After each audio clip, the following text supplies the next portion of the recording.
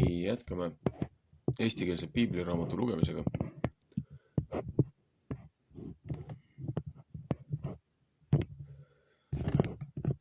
Tartus 1897 trükitud.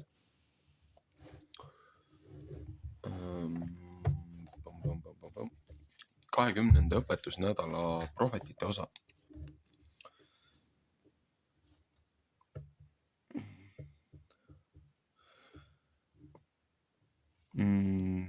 Hebraakeelne nimetus peaks siis olema Tetzaveh,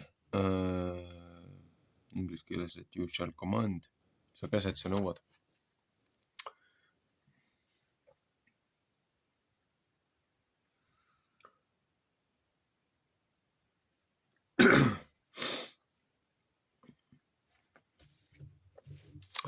Esimene osa sellest on siis esimene Saamuel 15. peatüki 2-24.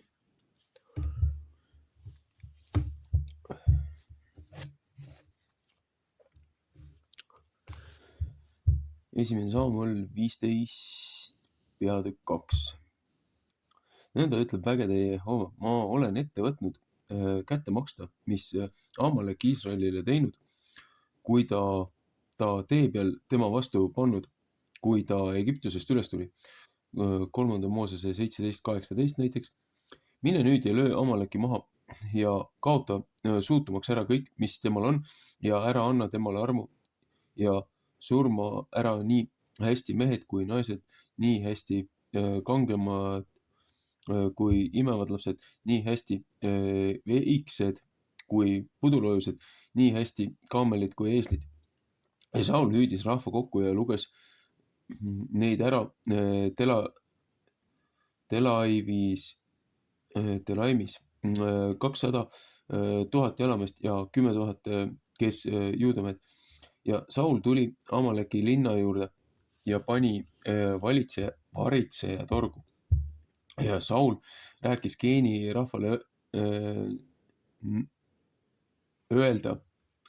käskis Geeni rahvale öelda, minge lahkuge ära, minge alla Amalekide seast, et ma teile nendega tükis otsa ei tee, et ma teile nendega tükis otsa ei tee, sest teie olete kõigile Iisraeli lastele head teinud, kui nemad Egiptusest üles tulid. Ja Geeni rahvas lahkus ära Amaleki seast ja Saul lõi Amaleki maa ja Avilast Seini, kui tullakse suuri, mis Egiptuse kohal, ja võttis Aagagi Amaleki kuninga elavalt kinni ja kaotas kõik rahva suutumaks ära mõõgateraga. Ja Saul ja rahvas andsid armu Agagile ja neile, mis paremad olid pudulojustest ja veiste seast ja mis nende järgmised ja talledele ja kõigele, mis hea oli, ja nemad ei tahtnud mitte neid suutumaks ära kaotada, aga kõik seda, mis kõlvatu ja väeti oli, kaotasid nemad suutumaks ära. Ja Jehova sõna sai Samueli kätte ja ütles, ma kahetsen, et ma olen Sauli kuningaks tõstnud, sest ta on minu järelt ära taganenud ja mu sõna ei ole mitte pidanud. Ja Samueli meel sai pahaseks ja ta kisendas kõige öö Jehova poole ja Samuel tõusis hommiku vara üles ja läks Sauli vastu ja Samuelile anti teada ja öeldi, Saul on Karmeli tulnud ja vaata, ta on enesele võidumärgi üles seadnud ja tagasi pööranud ja sealt läbi läinud ja alla Gilgali tulnud. Kui Samuel Sauli juurde tuli, siis ütles Saul temale, õnnistatud olgu sina Jehovale, ma olen Jehova sõna kõvasti pidanud ja Samuel ütles, aga mis on see pudulojuste määgimine on mu kõrvas. ja veikste röökimine, mis mina kuulen. Ja Saul ütles, nemad on neid toonud Amalekide käest, et rahvas armu andis sellele, mis kõige parem oli pudulooste ja veikste seast, veiste hulgast, et neid Jehovale, su jumalale pidid ohverdatama, aga teised oleme suutumaks ära kaotanud. Ja Samuel ütles Sauli vastu, oota, sest ma tahan sulle teada anda, mis Jehova täna öösel mu vastu rääkinud.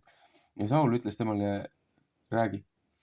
Ja Samuel ütles, eks sina, kui sa pisike alles olid, omast meelest Iisraeli suguharude peaks ei saanud ja Jehova võidis sind kuningaks Iisraeli üle, Psalm 9:21.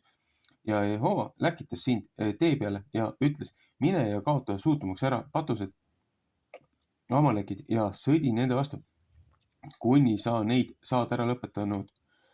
Ja mispärast ei võtnud sa siis mitte Jehova sõna kuulda, vaid kippusid saagi kallale ja tegid seda kurja Jehova silma ees. Ja Saul ütles Samueli vastu, ma olen ju Jehova sõna kuulnud ja seda teed käinud, kuhu Jehova mind läkitanud ja Agagi Amaleki kuninga olen ma siia toonud ja Amalekid suutumaks ära kaotanud ja rahvas on saagist puduloosid ja veiseid võtnud parema seast ära kaotatavast, et ta seda pidi Jehovale su jumalale Gilgalis ohverdama. Ja Samuel ütles, kas Jehoval peaks põletamise ja tapaohvritest nii hea meel olema, sest kui keegi Jehova sõna kuuleb, vaata, sõna kuulamine on parem kui tapaohver. Tähelepanemine on parem kui jäärade rasv. Hosea 6:6. Sest vastupanemine on õnne andmise patt ja vastu tõrkumine on võõra jumala ja teeravi kujude teenistus. Sellepärast, et sina oled Jehova sõna ära põlanud, on ta sind jälle ära põlanud, et sa ei jää kuningaks. 3. Mooses 18:19. Ja Saul ütles Samueli vastu, ma olen pattu teinud, et ma olen Jehova suu sõna ja sinu sõnade üle astunud, et ma rahvast kartsin ja kuulsin nende sõna.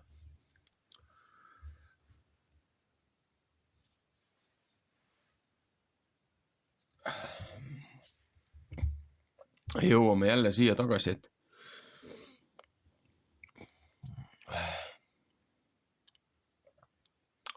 Saul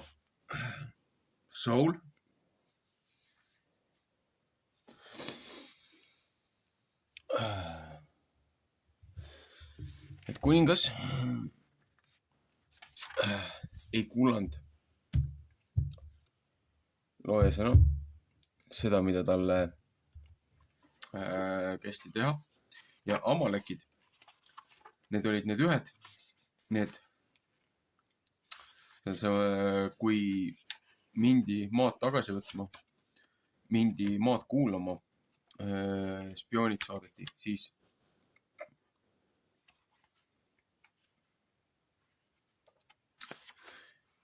ühed spioonid tulid tagasi ja ütlesid, et Amalekid on kõrged kui seedripuud. Kui ma ei eksi, siis mitte just väga hilja kommentaarides natukene laiendasin seda, kuna jällegi kohati on need tollid ja meetrisüsteem ja need kuubikud ja ma olen neid vaadanud, võrrelnud, teisendanud, aga peast ma ei suuda neid võtta. Nii, ja nüüd minnes tagasi lihtsalt korraks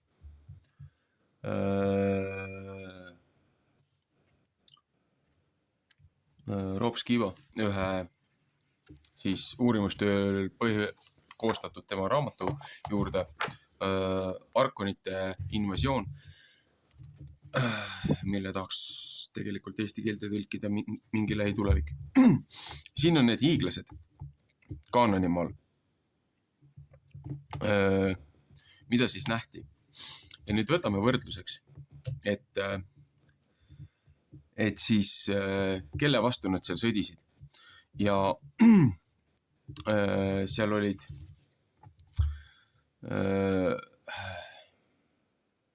erinevad suured hiiglased.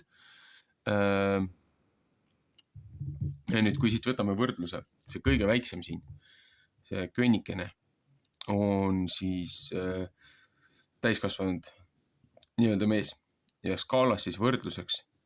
Noh, Koljat oli seal, ütleme, kuskil 15 ringis, et kui 12 on 2 inimese pikkust, 18 on 3, siis noh, Koljat oli mingi 2,5 inimese pikkust, on ju. Seal teised on seal, on räägitud seal 24 jalga,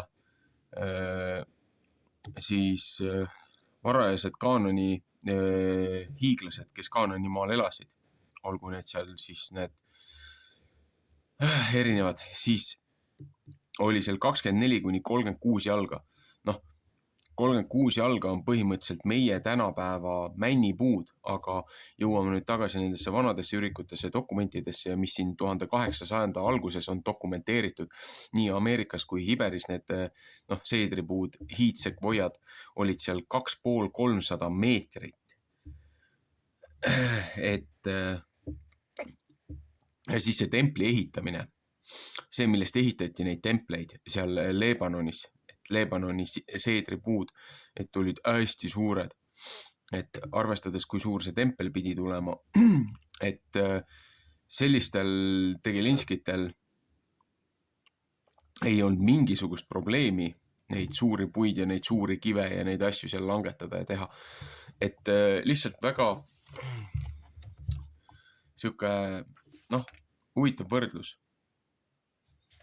Ja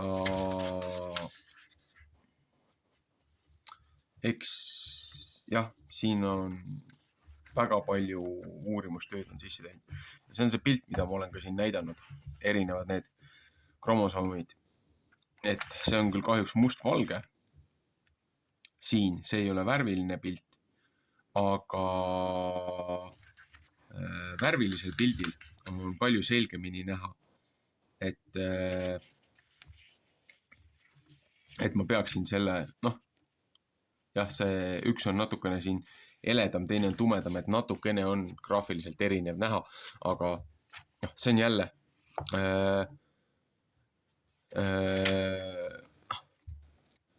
ta on pannud siia raamatusse väga palju koostatud informatsiooni sisse, mis üle maailma on jooksnud see läbi. Et jah, selleni oleks vaja jõuda. Miks ma seda näitasin, oligi just see, et kui seal käidi ja samas need amalekid ju, kui nad Egiptuse maalt välja tulid, amalekid ei aidanud neid, ei tahtnud neid aidata. Seepärast, et seal oli ka amalekid olid ennast, see järgmine siis nii-öelda uputuse järgne tsivilisatsioon seal, need hübriidrassid ja asjad olid midagi nagu geneetiliselt iseendaga teinud, et nad olid nii-öelda ebapuhtad. Nende saadused ja asjad, et loomad ja miks kõik tuli hävitada, et mitte midagi ei tohtinud nagu järgi jätta. Et nii kariloomad kui naised, kui lapsed, kui viljasaadused, see GMO, see väärastatud ja moondunud DNA või ütleme elu alus plokid. Et looja ütles, et see kõik tuleb ära hävitada ja mitte alles hoida. Ja looja sai ju pahaseks sellest, et kuningas otsustas ta vastu tema õpetust tegutseda ja nii-öelda kartis seda rahvast, rahva mässamist ja murdus sellele. Aga siin pärast ütleb ka, et Samuel ise veel hävitas selle kuninga, amalekide kuninga ära. Aga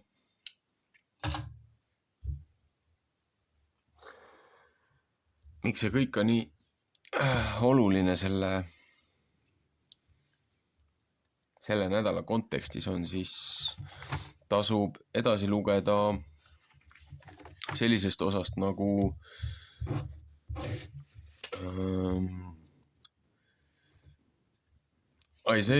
Iisaja raamat.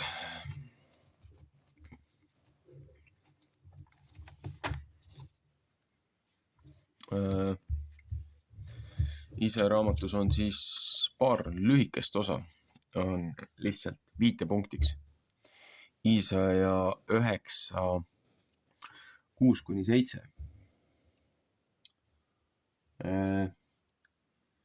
Tema suur valitsus ja rahu on ilma osata Taaveti aujärje peal ja tema kuningriigi peal, et ta seda peab kinnitama ja seda toetama kohtu ja õiglusega, sest ajast ja igaveste tahab vägede Jehova püha viha seda teha.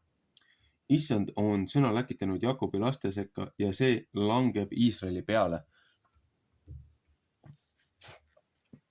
Ja siis järgmine on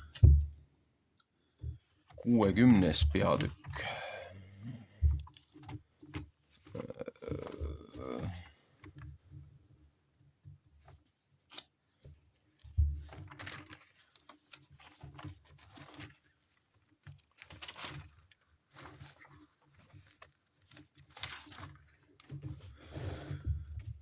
Kuuekümnenda peatüki 19 ja 20.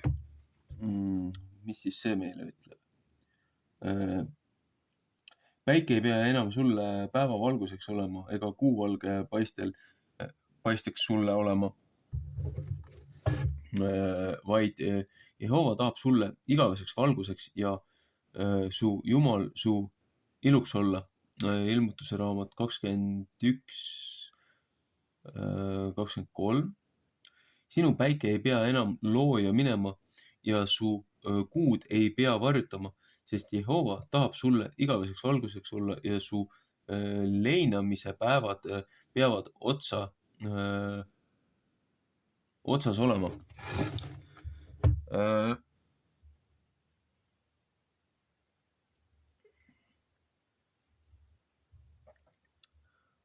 Natukene laiem kontekst sellest Iisaja raamatust tegelikult juurde võtta, aga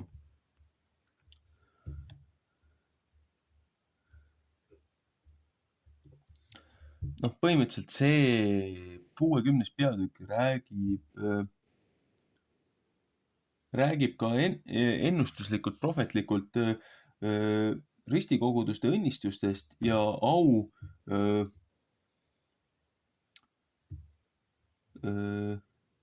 aust kõige viimasemal ajal, et lõpuaegadel, et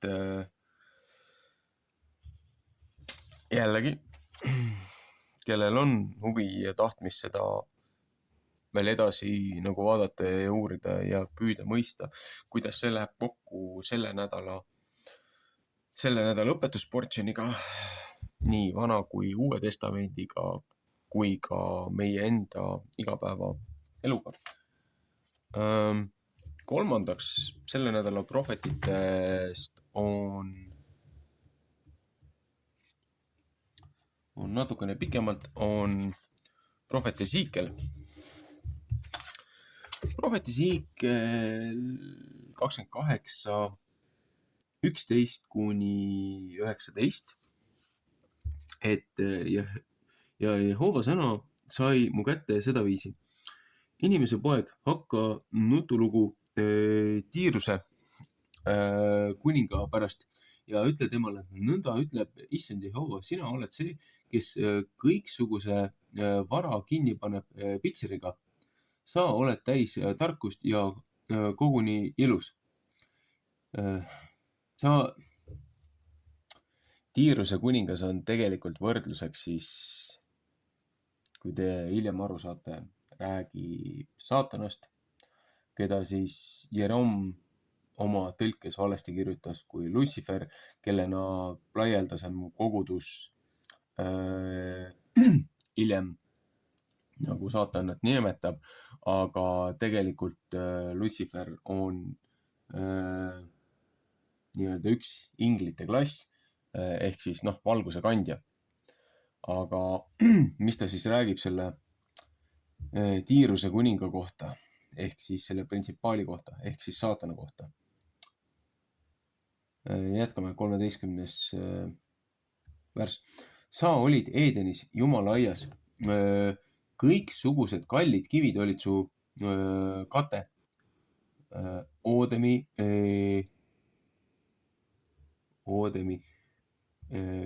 pida ja teemandi, tarksiisi, ooniki ja jaaveve, sahviri, noomeki ja parekati kivid ja kuld. Su trummide ja su vilede mängid olid su juures valmistatud sel päeval, kui sind loodi. Sa olid kui keerub, kes võitud ja kes ära lepitamise kaant kattis.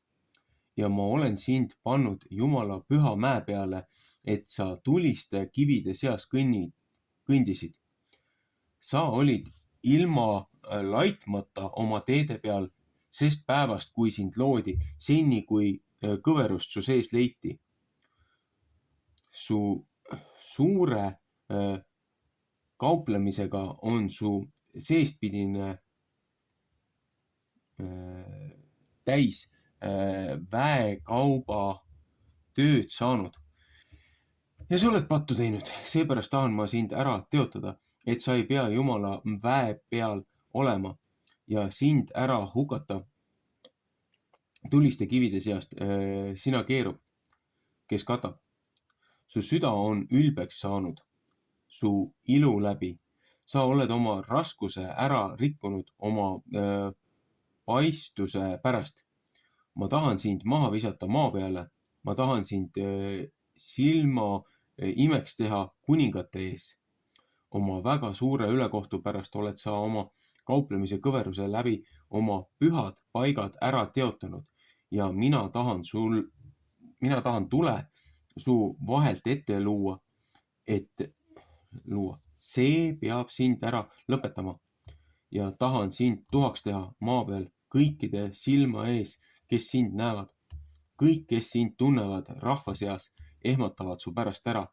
Sa oled hirmuks teistele saanud ja sind ei ole enam ei elades. Psalm 27:36. Ja Jehova sõna sai mu kätte sedaviisi.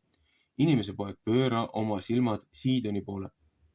Räägi prohvetite viisil ta vastu ja ütle, nõnda ütleb issand Jehova, vaata, ma tulen sinu peale, Siidon, ja tahan su sees oma au üles näidata ja nemad peavad tundma, et mina, Jehova olen, kui ma õiged nuhtlused ta peale panen, et ma ennast tema kallal näitan püha olevat ja ma tahan sinna sisse läkitada katku ja vere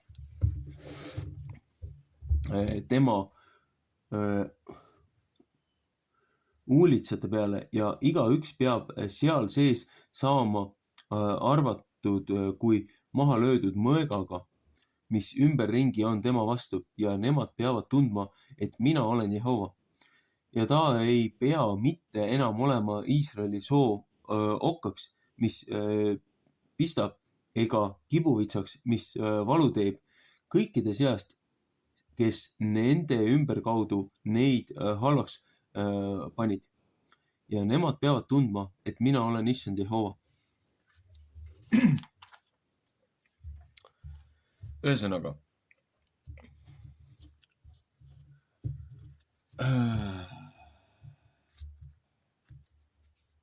ennem kui edasi läheme,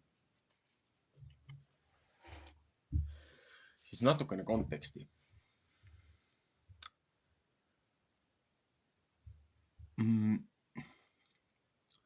18. sajandi 18. või tähendab 1800 100, ma ei tea, esimeses otsas. 18 on täis tegelikult 19. sajandi algus, aga 1800 millegiga hakkas levima väga tõsiselt idamaine filosoofia,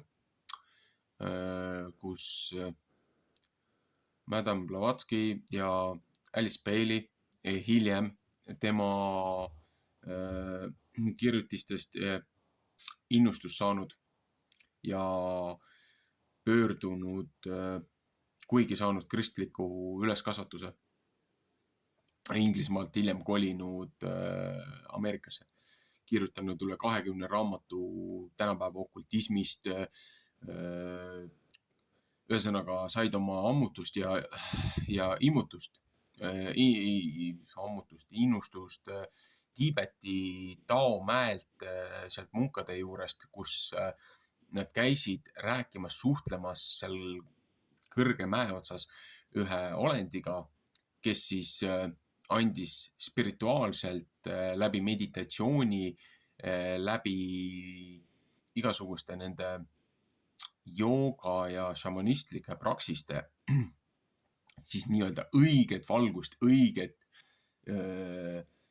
tarkust, õiget arusaama, õiget spiritualismi, millest kujunes välja 1970-ndatel Inglismaal ja hiljem 80-ndad, 90-ndad väga tõsiselt hakkas vohama Ameerikas siis see, mida hakati kutsuma New Age'iks ehk siis uue ajastu spiritualismiks, 4. revolutsiooni, 4. kuningriigi, 4. maailma, uue maailmakorra alustalad, mille eesmärk oli juurutada inimestesse juutide vihkamist, välja tuua kõikide nende eksinud liidrite pahed, nende vale tegemised, see võltsklass edomaitidest, see panganduskartell, kes täna juhib enamus seda sekulaarset judaismi, ühtlasi hävitada kristlikud alustalad ja moraalid ja tuua siis segu erinevatest filosoofiatest, teoloogiatest, segades kokku kõiki erinevaid uske, lisades sinna India neid usundeid, tšakraid, joogapraksiseid, et siis minna sellesse nii-öelda sinna 3. silma avamisse, kõrge mina, energeetiline astraaltasand, kogu see jutt. Miks ma sellest kõigest siia juurde räägin? Seepärast, et see informatsioon, see asi, see šamanistlik uue ajastu loodususundite, hiidede kummarduste, maausuliste, põlisrahvaste ja kõigi nende muude segatud praksised. Nende juured lähevad tagasi tegelikult selle samuse Eedeni aias meile tutvustatud ussikese juurde, kes oli ennem, kui ta looja juurest välja visati. Tema kattis, tema kaitses looja trooni ja kui panite tähele, siis Vanas Testamendi portsjonis rääkis siis 12 kivist, et igale suguharu, igale vennale, Jakobi poegadele, et igale poisile oli siis vastavalt üks kivi, et 3 × 4 rida, et 12 kivi, erinevad nagu vääriskivid. Ja aga kui sa loed neid kive, mis oli siis nii-öelda saatana, selle valguse kandja rinnaplaadil, enne seda, kui ta looja siis seda trooni, seda laegast nagu kattis, siis temal oli 9, tal oli 3 oli puudu. Aga kuna ta oli ja nüüd tulebki see, et kust tuleb see, et saatan on valguse ingel ja siis see New Age'is, et nemad suhtlevad oma inglitega ja nemad saavad oma spirituaaljuhtidest saavad abi ja nõu ja siis kuidas nad ravivad teisi ja ühesõnaga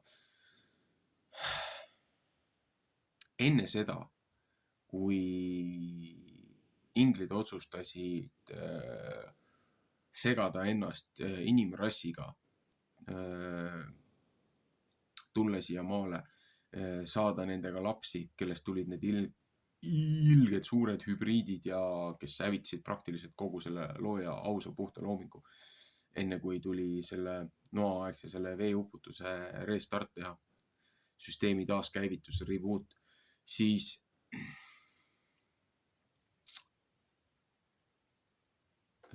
Lucifer või siis saatanake, tema oli see kaetud keerub.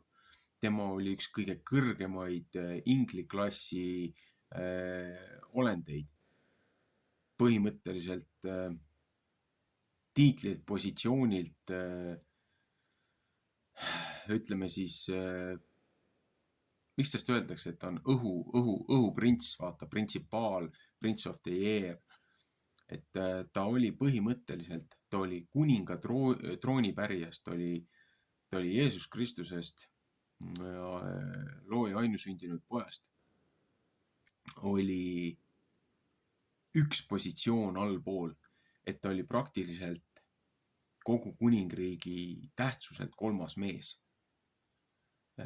kuni ta muutus ülbeks ja hakkas ise looja trooni ihatsema, et milleks ta peaks loojal olema nagu kaitsjaks, miks ta peaks teda ülistama, temale laule laulma, seepärast kogu Hollywood, kogu muusika, meedia, maastik, laulud, asjad, need inspiratsioonid, satanistlikud rituaalid ja kõik need asjad, mida näidatakse erinevates muusikavideodes, millest lauldakse, millest räägitakse, mis tehakse nendel auhindade tseremooniatel.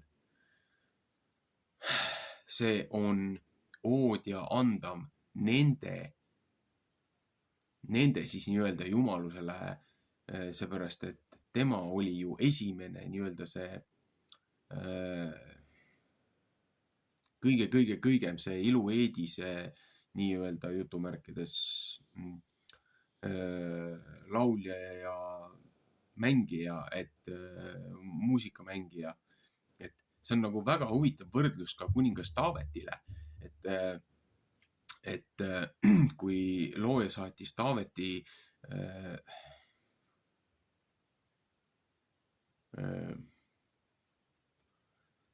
Sauli rahustama, kuningas Sauli, siis Taavet mängis ka ju, noh, ühed ütlevad harfi, teised räägivad mingit muud asja, noh, tõlkes, kes kuidas üritas oma kultuurile selgitada, missugune pill see oli, mida ta mängis, noh, meil öeldi, et kannelt on ju isegi, et igastahes mingisugust sellist instrumenti, mis tekitas vastava sageduse ja meloodia, et mis rahustas kuningat,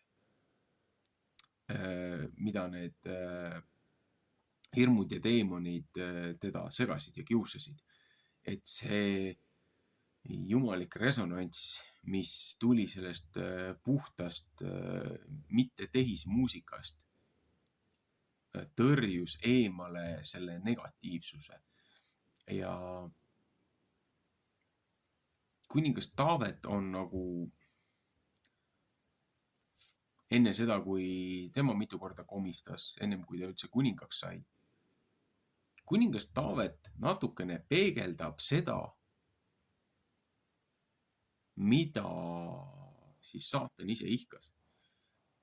Seepärast, et ta oli ka ju pillimängija, ta oli ka ju karjavalvur, nii-öelda looja alamate nii-öelda nagu üks ülemvaatajatest.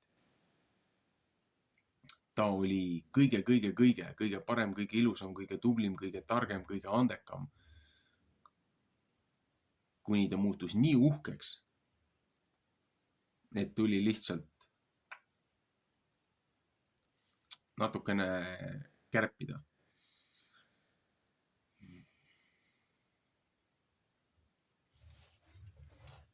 Ja kogu see kristliku ja looja maailmavaate vastane ideoloogia ja kõik see muu nii-öelda jutumärkides vastand kultuuri ja siis igasugused need muud religioonid ja need muud asjad, need neospiritualismid, need on tegelikult välja tulnud nendest samustest õpetustest,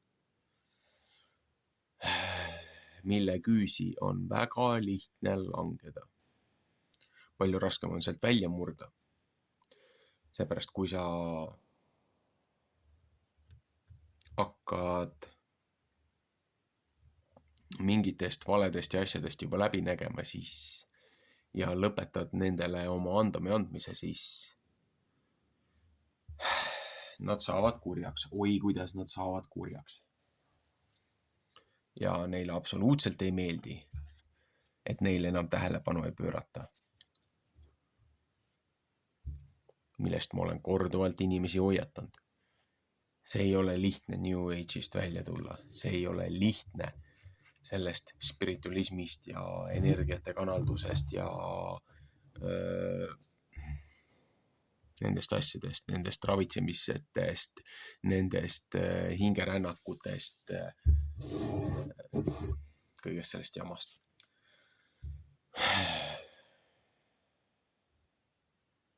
See on väga raske võitlus. Sealt välja tulla. Nii, aga Ezekieli 43:10.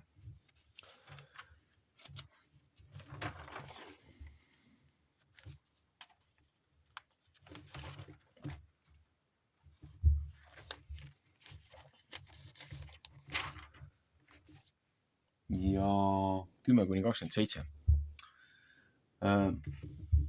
Sina inimese poeg, anna Iisraeli soole teada see koda, et nemad häbi pärast ära punastavad oma suure ülekohtu pärast ja nemad peavad seda õigel viisil ära mõõtma. Ja kui nemad häbi pärast ära punastavad kõige see pärast, mis nemad on teinud, siis anna neile teada koja nägu ja tema ehitamine ja kust temast välja minnakse ja sisse tullakse ja kõik ta nägu ja kõik ta seadmised ja kõik ta nägu ja kõik ta käsuõpetused ja kirjuta nende silma ette, et nemad tähele panevad kõik tema nägu ja kõiki ta seadmisi, et nemad nende järele teevad. See on koja seadus, seal mäe otsas peab kõik ta raja ümberringi kõige püham olema. Vaata, see on koja seadus. Ja need on altari mõõdud küünartee järele. Iga küünra peale üks küünar ja kämbla laius ja jalg on üks küünar kõrge ja üks küünar lai ja tema raja ta ääres ümberringi üks vaks ja see on altari tagumine pool ja jalast, mis maa küljes tema alumise äärest saadik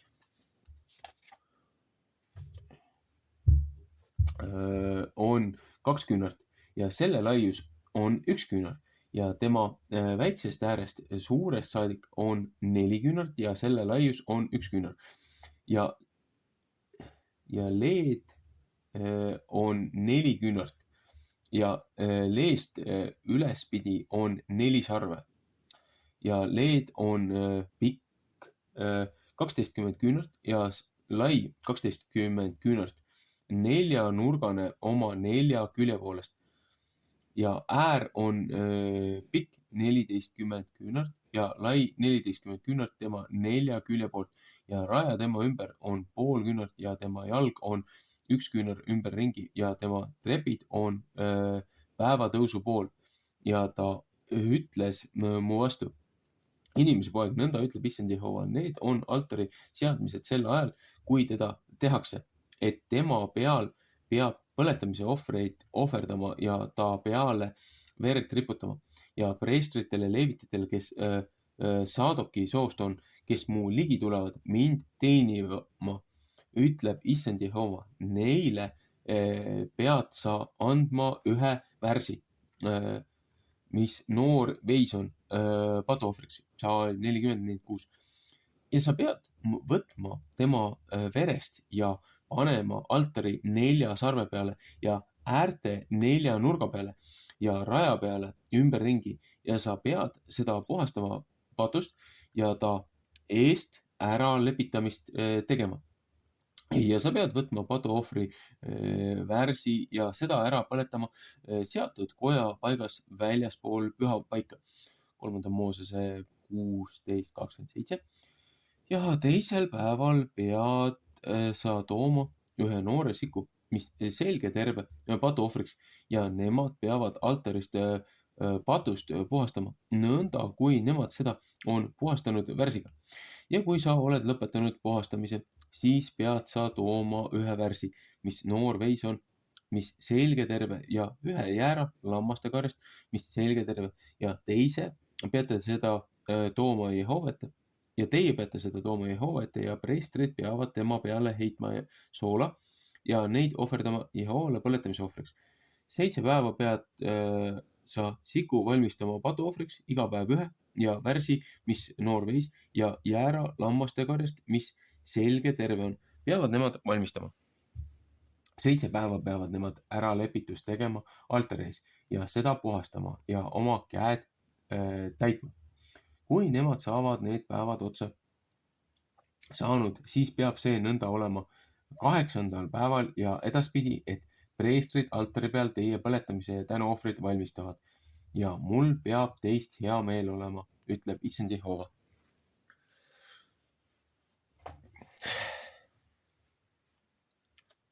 See on see ohvriannid, põletusohvrid, tapaohvrid, millest tänapäeva ühiskonnas meil on väga raske aru saada. Seepärast me oleme sajandeid eraldatud igasuguste muude asjadega ja uute nende ühiskonna normide ja asjadega, mis,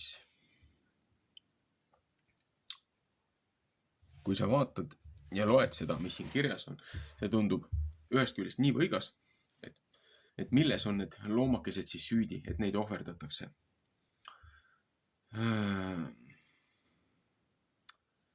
Aga see ohvriand on alati olnud sümboolne selles mõttes, et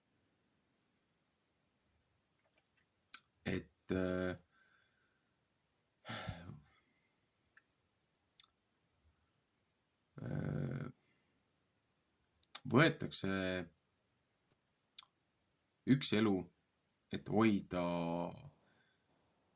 hoida teist või kuidas seda öelda, et noh, et selleks, et saaks nii-öelda endale süüa, endale siis nii-öelda toitu. Inimesed peale seda inimrassi langust, inimesed lihtsalt on lihasööjad, aga et kui oli see Eedeni aiaegne nii-öelda enne siis inimkonna seda langust, seda nii keha kui vaimse kui füüsilisuse langust, siis ei olnud sellist asja kui loomade, vähemalt nende allikate kohaselt, mis mul on, et seal ei olnud nagu loomade söömine. Seal olid taimed, puuviljad, saadused, mis toob meid ka jälle tagasi sellesse neospiritualistlikku, sellesse uusaja filosoofiasse, nendesse New Age'i praksistesse, nii-öelda satanistliku ühelt poolt okultismi juurtest ja mõjutatud nii-öelda nõiakunsti praksistest, et hakkame kõik murusööjateks, hakkame kõik rohusööjateks, et loomaliha ja loomaohverdus ja see on paha ja et seda ei tohiks olla, et sööme ainult taimseid toite, aga need, kes on nii-öelda ennast spirituaalselt nii kõrgele tasemele tõstnud, et nendel ei olegi muud vaja, kui ainult taimset toitu süüa ja nemad saavad kogu oma energia sealt astraalmaailmast. Et väga paljudel on tekkinud väga suured tüsistused ja probleemid nende kehadega. Väljaspidiselt võivad nad toredad ja terved välja näha, aga tegelikult nende kehad nälgivad, organid hakkavad üles ütlema ja hoopis tagurpidi löök on see, et selleks, et taastada nüüd see näljutatud ja võõrutatud ja piinatud keha, hakatakse sööma toorest liha, hakatakse jooma verd, tulevad need igasugused need muud praksised sisse, hakatakse toorest neeru või maksa või mis iganes asju tarbima, mis viib vaimse meeleseisundi väga haprasse kohta paljudel inimestel, kus satanismis hakatakse juba tegelema kannibalismiga, inimsöömisega, laste söömistega, muude asjadega, nende ohvrite ja rituaalidega, et saada oma seda elujõudu ja energiat tagasi, pikendada oma eluiga. Mida kahjuks meie väga palju valitsev eliit läbi aastasadade ja aastatuhandete on teinud, mis nüüd lõpuks on sunnitud ühel või teisel piiratud kogusel siis ikkagi lõpuks rahvale avalikustama, millega meie panganduskartell ja suured meedia ja muusika ja kunsti siis koorekiht suletud uste taga tegeleb.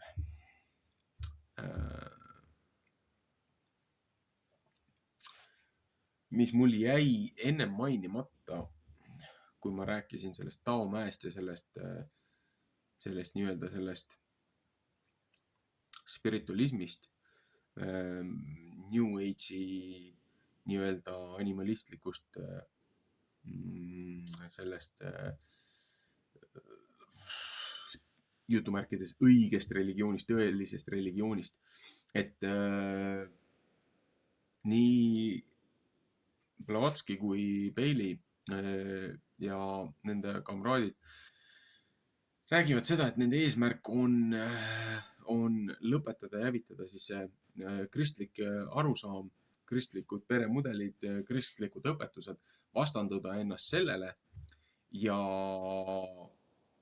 tuua siis nende arusaamad, nende õpetused siis nende lasteni, et päästa need lapsed siis nii-öelda jumalakartlikust, kristlikust ajupesust ja ÜRO asutajaliikmed, endised ja mõningad ka praegused praktiseerivad okultismi erinevates sektides olnud tegelinskid ja nende haridussüsteem ja õppesüsteem.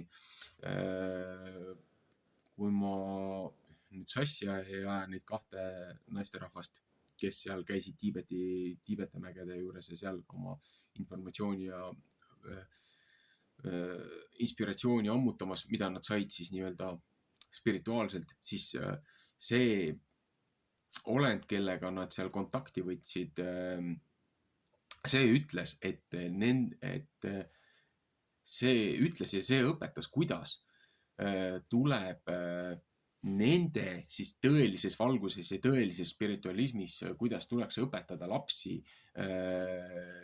et nad vanematest eemale saada, et vanemad ei suudaks neile kristlikku ajupesu teha. Nad põhimõtteliselt,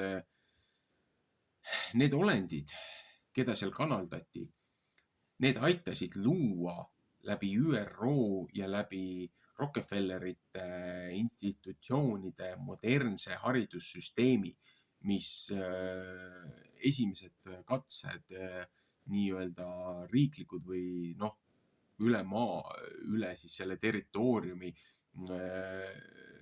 need koolid nagu tehased, neid rakendati Prussia sõdade ajal.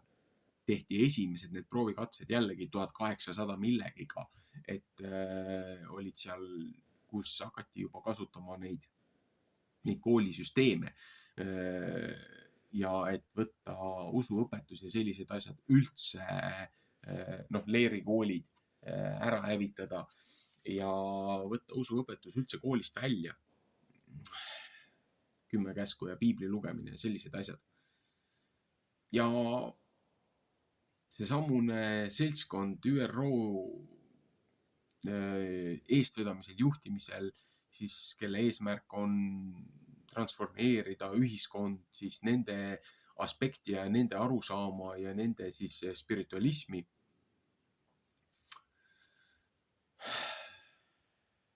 See kõik on üks suur segu ja pudru ja kapsad. Ja kui nüüd tuua välja ainult üks või teine või kolmas aspekt, siis kogu see asi on omavahel nii seotud, et ennem hakkab pea valutama, kui inimesed aru saavad, kuhu lõksu neid on tegelikult tõmmatud. Ühest küljest räägitakse pinnapealselt, räägitakse, oi kui hea see või teine ja kolmas või neljas asi on. Aga seal on palju tumedam ja palju pahelikum jõud ja mõjutus taga. See on see vägi, see on see suur võimas vägi, see on see parem vägi, see on see õigem vägi, see on see vägi, mida te loojalt ei saa. See on see, mida õpetatakse nendes neljanda maailma spiritualismis, millest räägib ka UN UNCED meeting, jällegi ÜRO asutajad, nende toetajad, sponsoreerijad. Me ei saa üle ega ümber nendest asjadest.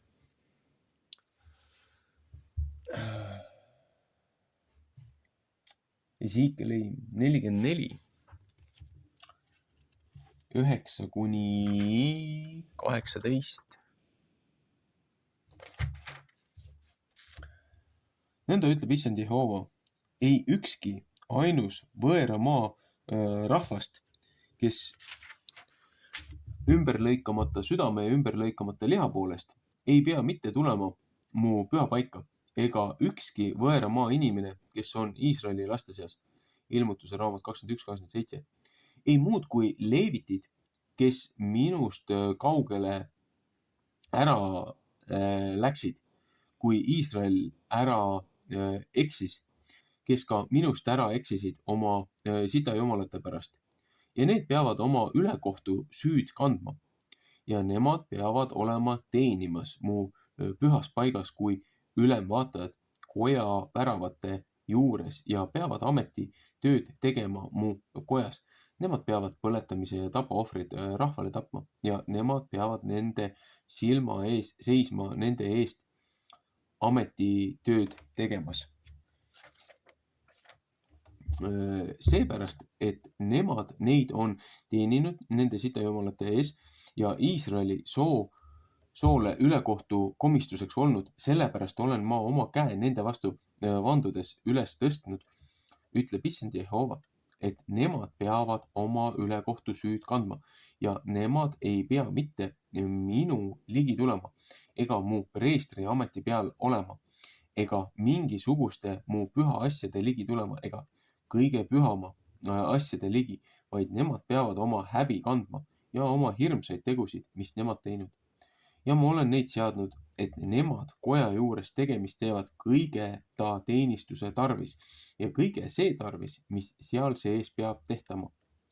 Aga preestrid, kes leevitid, saadokipojad, kes mu pühapaiga tegemist tegid, kui Iisraeli lapsed minust ära eksisid, need peavad mu ligi tulema, mind teenima ja mu ees seisma, et nemad mu ette toovad rasva ja vere, ütleb Issand Jehova. Psalm 48:11. Nemad peavad mu pühapaiga sisse minema ja nemad peavad mu laua juurde ligi tulema, mind teenima ja peavad mu tegemist tegema. Ja nõnda peab see olema, kui nemad seespidiste õue väravast sisse tulevad, et nemad linased riided peavad selga panema ja villased riided ei pea nende ihu peale mitte saama, kui nemad seespidise õue väravais ja seal kojas teenivad. Linased kenad mütsid peavad nende peas olema ja linased püksid peavad nende reite ümber olema. Nemad ei pea mitte mööda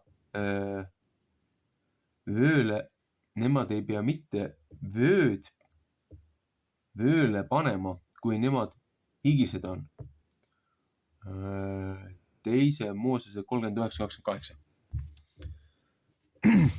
Siin siis põhimõtteliselt ütleb, et need leevitite siis järeltulijatest, kes ei eksinud looja vastu, kui teised hakkasid neid,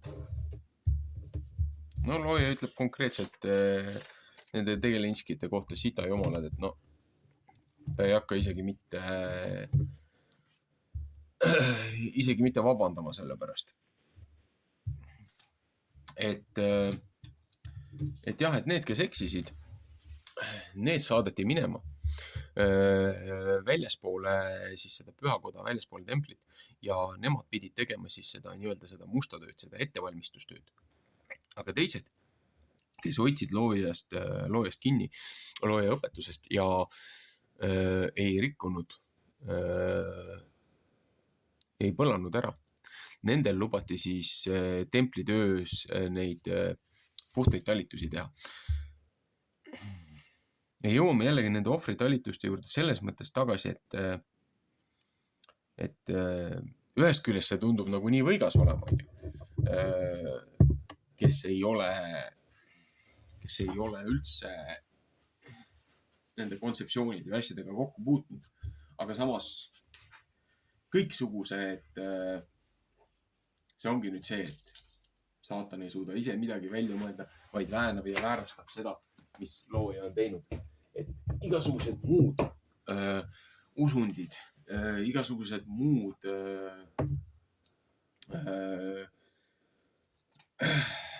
olgu religioonid ja et kõik on üles ehitatud oma liidritele, oma jumalustele, oma ülematele, antakse andamit. Tehakse mingisugune ohverdus, loobutakse millestki, mis neile on kallis, selleks, et saada vastu midagi muud, mida nad ihkavad. Ja siit tulevadki igasugused need loomaohvrid, vereohvrid, on seal ka jah, puu- ja juurvilja nii-öelda annid asjad, aga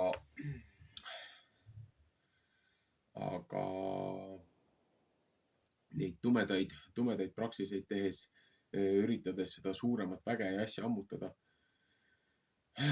minnakse juba laste ohverduseni, rääkimata teistest inimestest. Et ja nüüd see laviin, mis on viimaste nädalate jooksul tammi tagant välja tulnud, kus paljastatakse kogu seda värdjalikku, korrumpeerunud eliiti.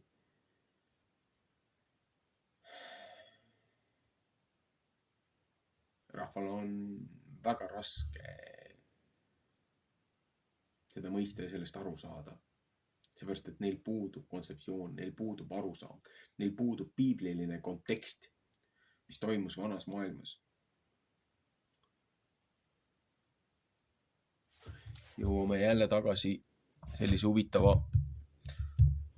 väga palju loomingulisi vabadusi võetud raamatu juurde. Brian Godava Jezebel, Harlot Queen of Israel.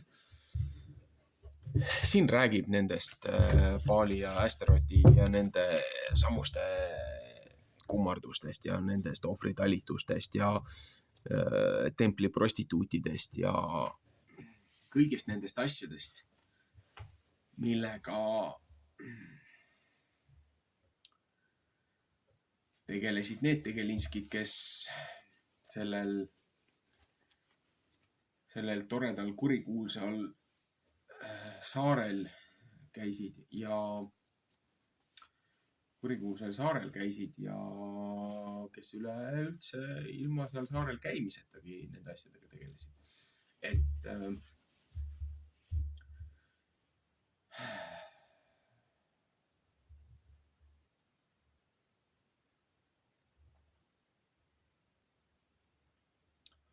me oleme tõsise pöördepunkti lävepakul, kuhu me selle maa rahvana edasi liigume, mis on meie alustalad, mis on meie moraal, mis on meie tõekspidamised, mille võtmes tahetakse rahvana edasi minna. Et kas valite loojaõpetuse ja hea ja elu või siis valite selle teise ja ühtlasi surma. Et erinevad praksised, erinevad kombetalitused, erinevad traditsioonid toovad kaasa oma õnnistused ja oma karistused. Küsimus on, kas rahvas on nõus seda hinda maksma, mis neilt küsitakse.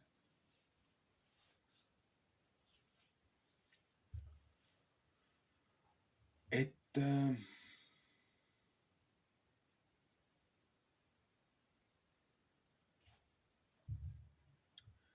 väga palju tõsist mõtlemist ja kaalumist neile, kes kuulevad seda informatsiooni esmakordselt, neile, kes on juba sellega mingil määral tuttavad. Aga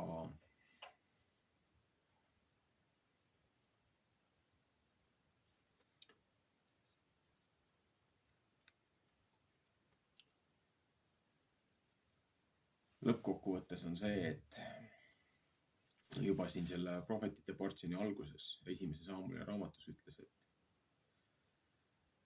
et loojale on tähtsam see, et temast lugu peetakse, teda austatakse hinges ja südames, kui need ohvriannid, mida tehakse lihtsalt, tuimalt, rituaalselt, ilma mingisugust sisu ja siis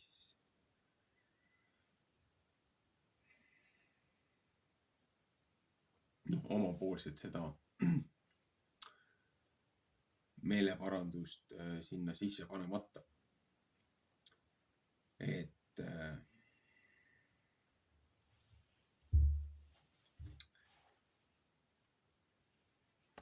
Et kui meie loobume loojast, siis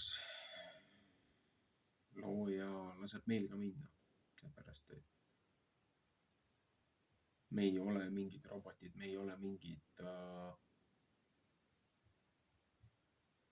mingid droonid. Meil on vaba tahte valik ja meil on võimalus valida.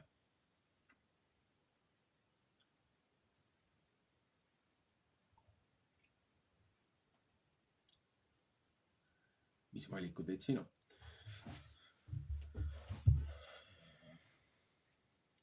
Olgu, jätkame teinekord. Meeldivat hingemispäeva.